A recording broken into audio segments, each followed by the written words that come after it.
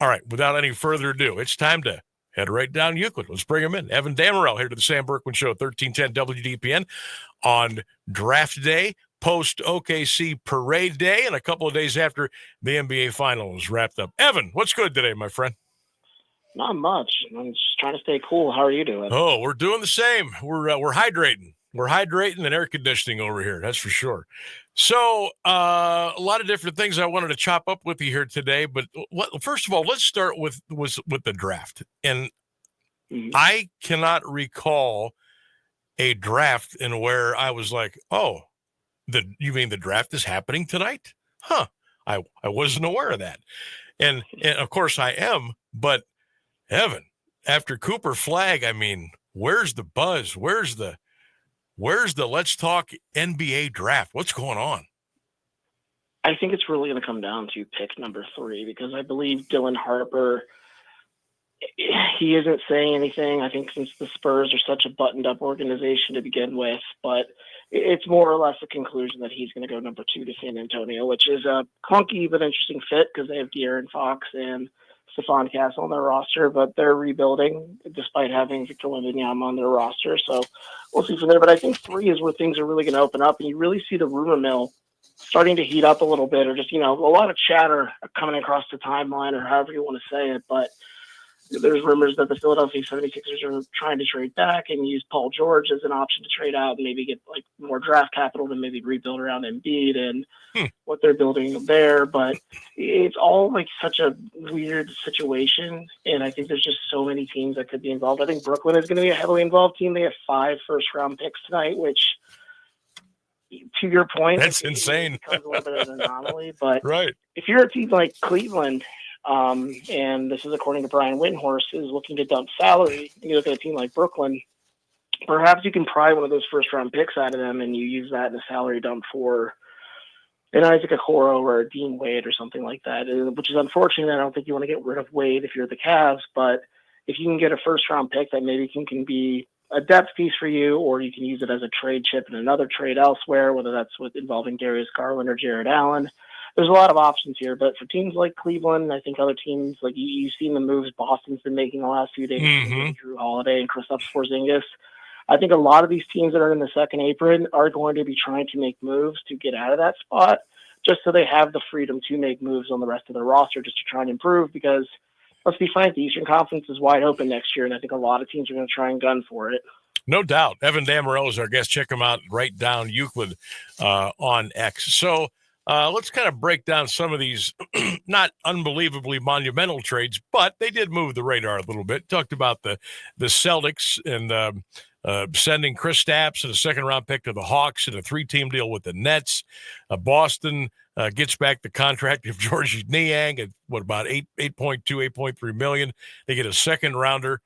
And with that, they cleared $22 million off the Porzingis contract, which was at almost $31 million. So you can see what they're doing there. The Nets are going to take on the contract of Terrence Mann. That was one deal. We saw the C.J. McCollum deal yesterday with New Orleans and the Washington Wizards. Kyrie, it looks like he's going to re-up 3 years, $119 million with Dallas.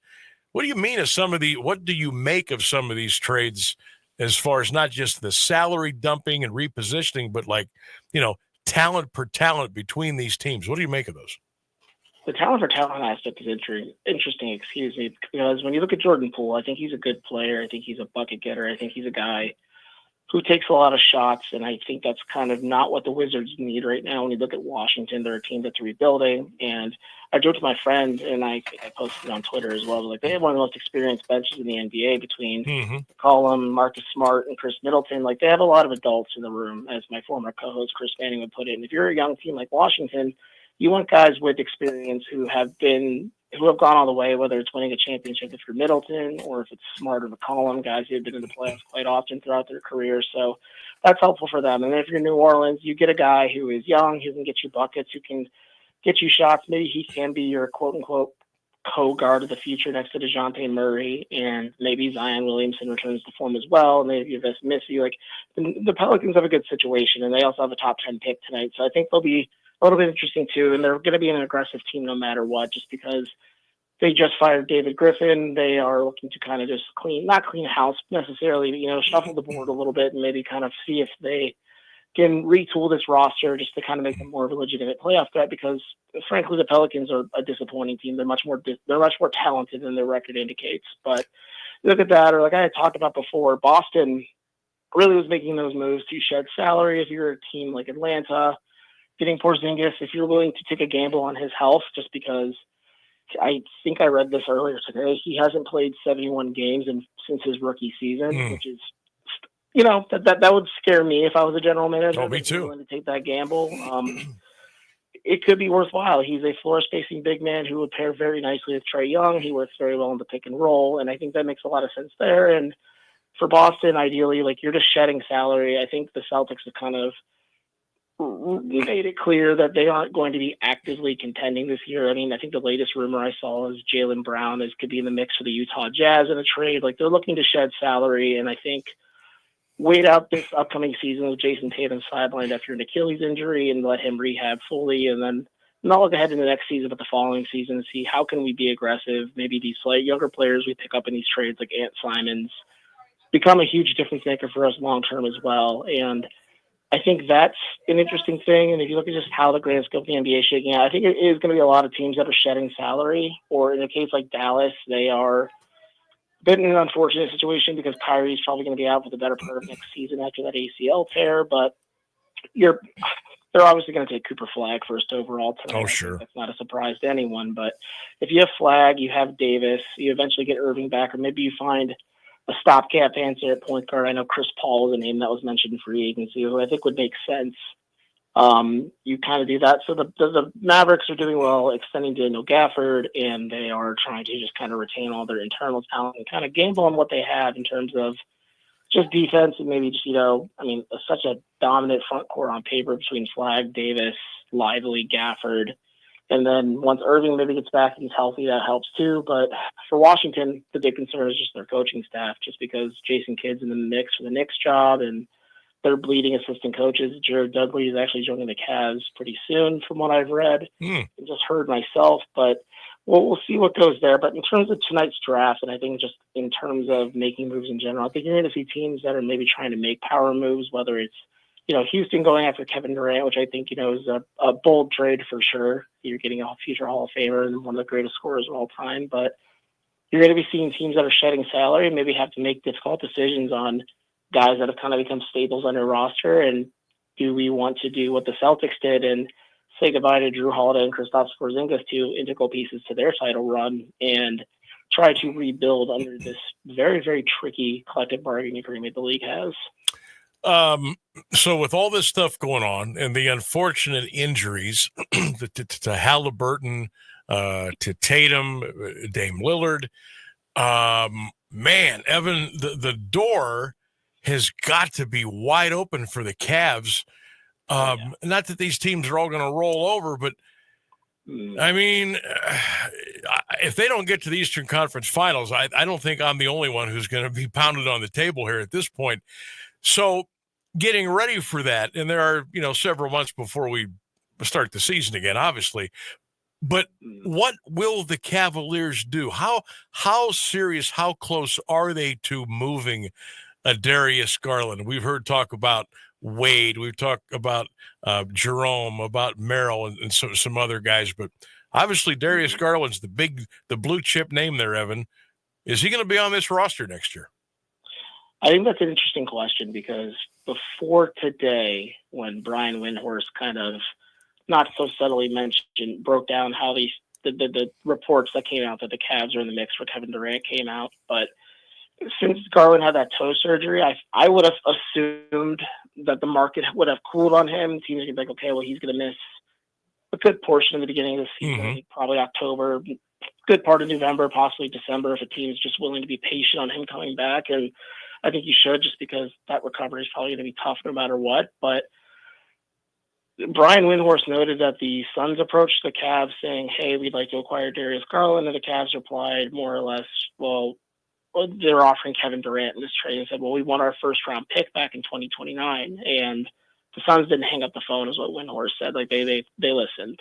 And apparently Cleveland did their due diligence to maybe move some salary to possibly acquire Durant and multiple first-round picks for Garland. So I think the asking price is there. Windhorst has noted as well that the Cavs are kind of getting lowballed. I think Terry Pluto said the same too, that teams are now kind of lowballing Cleveland because of Garland's injury. And I think that's to be expected. But I think it's just the status quo as before. Is like they're not actively shopping him. They're not calling up teams that maybe need a young all-star, two-time all-star point guard who has a lot of upside still in his game and saying, okay, well, what would you want for him? Although he's sidelined for the start of the season.